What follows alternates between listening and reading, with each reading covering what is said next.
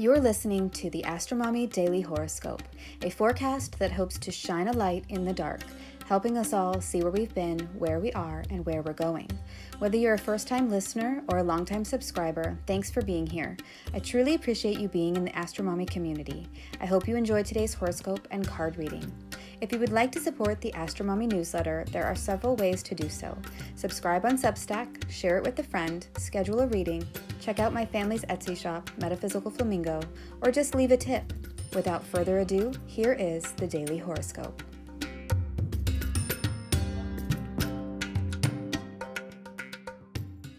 Time to take a walk on the bottom of the ocean. Daily Horoscope for Friday, March 10th, 2023. Good morning, friends. Okay, let's get into the astrology. Over the break of the last couple days, the moon left Virgo and ingressed into Libra on March 8th. Today, she starts her day off at 20 degrees of Libra and finishes at 2 degrees Scorpio, changing signs tonight at 7:05 p.m. Eastern Time. While we were sleeping, the moon in Libra opposed Venus in Aries, so we could have felt this energy building up yesterday. The moon opposite Venus could bring up issues between what we are experiencing in our environments or emotionally that seems at odds with our desires and wants. It's like if you're sick with a cold and you really want to eat some candy, but you know that that would only make you sicker. So you have to make a decision that is hard, but worth it in the end. So yesterday or today, we could be faced with a decision between what brings us pleasure and what our body needs or what the current environment we are in requires. Venus in Aries can be impulsive, but the Libra moon wants to foster harmony, so there could be a bit of push and pull between doing what we want for ourselves and doing what would create balance in the relationship group or family unit. This aspect gets a bit amped up when 2 hours later the moon in Libra forms a trine to Mars in Gemini. So this is like the go-ahead for action. Hopefully it will be an action we won't regret, but whatever it is, the time is now to jump on the impulse and make something happen. Being that this transit is at 6 a.m. Eastern Time, maybe it's breakfast. By the afternoon, the moon enters the 3-degree range of her upcoming square to Pluto and trine to Saturn, which is what we have to look forward to this evening. The square to Pluto in Capricorn at the last degree happens at 6:36 p.m. Eastern Time, and this is a touchy spot that may not feel good. Deep emotions could come up or painful wounds could resurface, and with the moon ingressing into Scorpio just half an hour later at 7:05 p.m., this could equal an emotional low. This could mean crying, and I don't mean just little tears. I mean big, deep, sad tears. The moon is in fall in Scorpio, and that means that it's time to take a trip through the emotion ocean.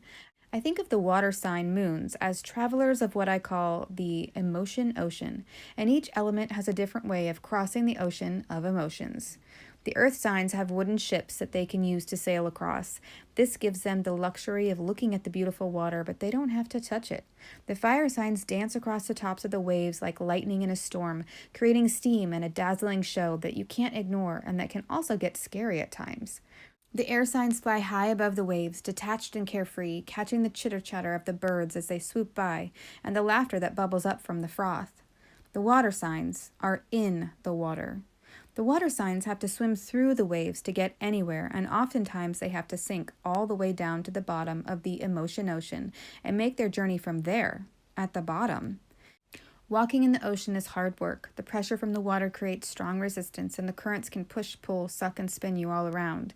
It can be really confusing. It can be really dark and scary. It can also be beautiful. Sometimes the ocean is shallow, and we can see the circle of light that marks the surface, helping to guide us along. But other times the ocean is so deep that all we see is darkness surrounding us, and we have to use our intuition to guide us through. When the moon is in her fall, we are at the bottom of the ocean, pushing against the current and the strong forces that wish to spin us into chaos. There is fear here, and that's why sometimes it's easier to hide, like a scorpion hides under a rock, than to power through with courage. The Scorpio moon is vulnerable and therefore defensive and protective. After her ingress into Scorpio, the moon then forms a trine with Saturn in Pisces. This could actually be constructive after the big cry. We are able to get control of ourselves and see a silver lining behind the clouds. We may seek the advice of a wise mentor or father figure that helps us put things into perspective and regain our footing on the sandy ocean floor. They may even give us a flashlight so we can see through the murky darkness. But Saturn is still the greater malefic, so there will be a price for this kindness, a toll to pay. Let's move on to the card for the day. What is the guidance for today? 7 of Pentacles reversed. On this card, we see a man amongst the green vegetation of his garden. 7 pentacle coins intermingle with the leaves. He is holding a garden hoe and looking to the left of the card, symbolizing that he is looking at what he has accomplished so far. Behind him are green and blue mountains and a blue sky. The 7 of Pentacles is about investing in something for the long term and working hard to make your plans happen. It requires diligence, perseverance, and often sweat and tears. In the reverse position, the 7 of Pentacles means that what you have invested in needs to be reevaluated. You've been pouring your blood, sweat, and tears into something, and it's just not producing what you'd hoped for. If you are not getting the return that you had anticipated, it may be time to put your resources somewhere else so they are not wasted. This card is telling you it's time to make some changes or scrap the whole project altogether. Let me know if this reading resonates with you in the comments. I hope this is helpful. Until tomorrow, AstroMommy. Thank you for reading or listening to the Daily Horoscope. Quick links and resources can be found at the bottom of the newsletter. Today's card was pulled from the Morgan-Greer Deck, available on Amazon.